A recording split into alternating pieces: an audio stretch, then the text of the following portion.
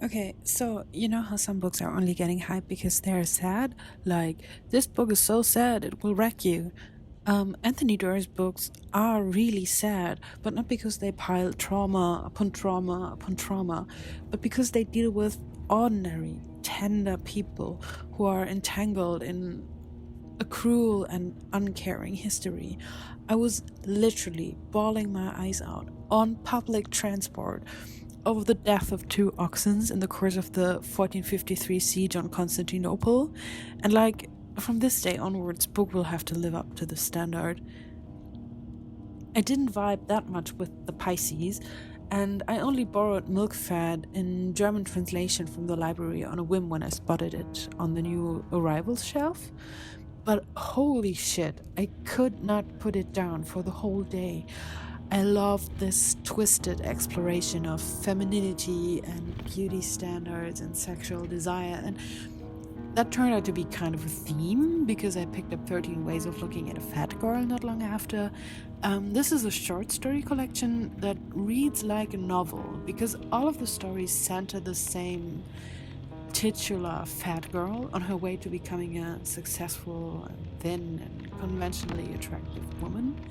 And both her and the main character of Milkfed are just short of realizing something about their lives. But while Milkfed feels more cathartic, this book leaves you with a feeling of righteous anger. And after this, I'm very much looking forward to reading Bunny soon. Also, I unintentionally tried a lot of dark academia stories in 2022, with varying degrees of like fantasy influences. The Secret History had me disappointed, but like Magic for Liars by Sarah Gailey was formidable. But my favorite by far was Ninth House. I really love Bardugo's prose and that she took on like a darker tone compared to the Grisha verse. And I really came to like the unreliable and unsympathetic protagonist, all along with like a supernatural murder mystery in Foggy Yale. That was really anesthetic.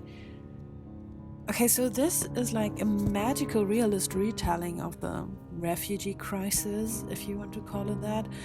It's about a young couple in an unnamed Arabian country, which is just like on the brink of war. And they prepare to flee, but they flee through one of the magical doors that have opened up randomly, connecting places all over the world. And while the story accompanies the two protagonists on the search for like freedom, self-determination, it also poses the question how world and power imbalances therein might change if travel would be as easy as stepping through a door, and what new orders might develop from there. And so the last 5-star book I read was this messy exploration of family and motherhood and femininity and love. And all the characters feel so raw and real that I wanted to hug them but scream at them at the same time. I'm sure that this book will have a massive impact on how I think about family in the future, and I'm speechless of how much empathy it shows for all the characters. If I had gathered any more video material, I would surely have included one of those books, but instead, just take this list. I hope you had a really good reading year as well. I already finished my first book of 2023, so I'm off to a good start. And thank you for coming on a drive through Kyoto Prefecture with me. And until next time, bye.